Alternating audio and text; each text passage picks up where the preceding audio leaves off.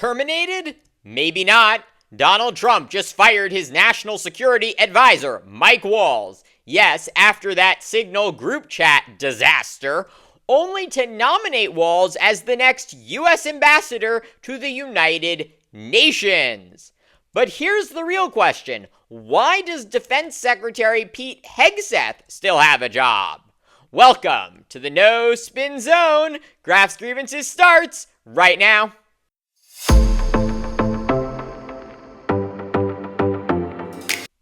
It's just another chaotic day in the Trump administration. The president ousting National Security Advisor Mike Waltz barely 3 months into his second term. This comes in the wake of that bombshell Atlantic report. Waltz accidentally added a journalist to a Signal group chat discussing highly classified military strikes in Yemen. As we've reported before, yes, Signal is encrypted, but it is not approved for handling classified intelligence, especially when it involves live military operations.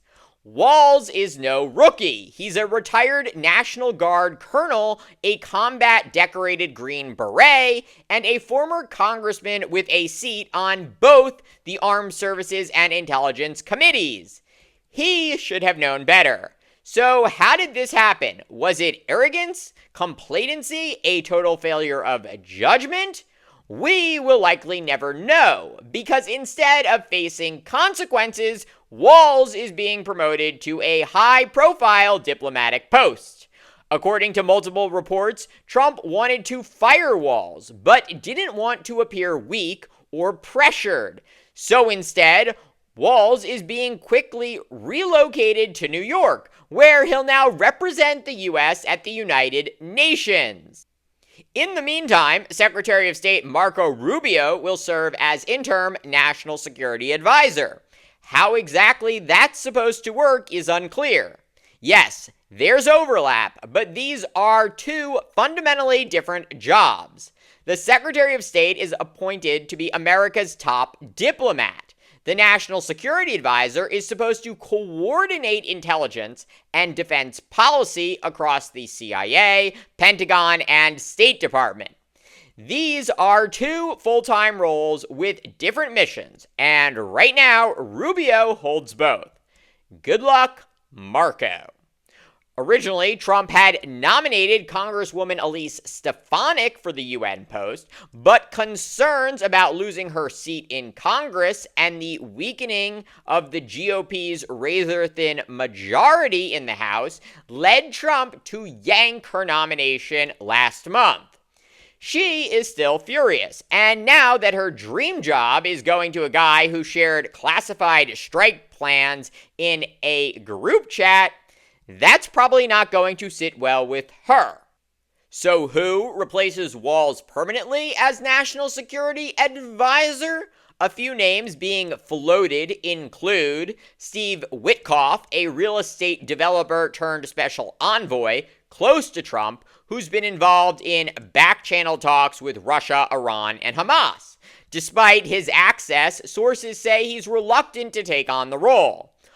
Another possibility, Stephen Miller, Trump's top policy advisor and ideological bulldog. Fiercely loyal and deeply controversial, Miller's possible elevation would spark alarm across the national security establishment for his xenophobic views and hardline rhetoric. Finally, Sebastian Gorka, Trump-era firebrand and current NSC director for counterterrorism. A loyalist with a loud voice but very questionable credentials. But whoever takes the role will inherit a foreign policy operation in disarray, right as the U.S. is overseeing two massive active conflicts, Russia's war in Ukraine and Israel's war in Gaza. Which brings us back to Defense Secretary Pete Hegseth. Despite mounting scandals and deepening chaos, he still is in charge of the Pentagon. Why? Hegseth hasn't just been implicated in one Signal group chat, but two. The latest, according to multiple sources, Hegseth created a private Signal group chat to share classified attack plans with his wife, his brother, and his personal lawyer.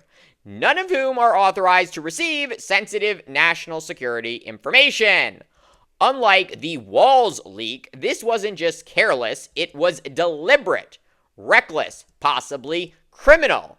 At least 3 of Hegseth's senior aides have already resigned over it. Pentagon morale is reportedly in freefall, and yet Trump continues to defend him. So the obvious, if leaking classified military targets twice, including once to your own family, doesn't get you fired in this administration, what does? Trump's loyalty to Pete Hegseth, like his revolving door approach to national security leadership, isn't just baffling, it's dangerous. At a moment when the U.S. is entangled in 2 of the most complex and volatile conflicts in modern history, we can't afford chaos at the top. We can't afford another scandal. And we definitely can't afford leaders who treat classified war planning like it's a group text. Thank you for watching Graf's Grievances. Let me know what you think. Please like, subscribe, share, and join me tomorrow for more.